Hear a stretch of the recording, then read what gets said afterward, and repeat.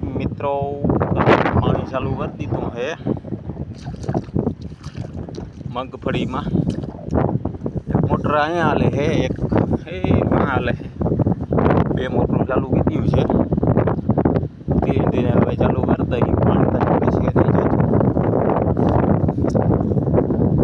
પણ આના પીવાઈ જાય તો એક કામ નીકળી જાય એવું છે બધું।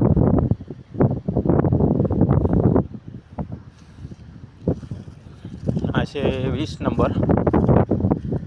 આ 20 નંબરમાં અહીંયા હાલે મોટો એક બીજી અહીંયા 39 છે એમાં।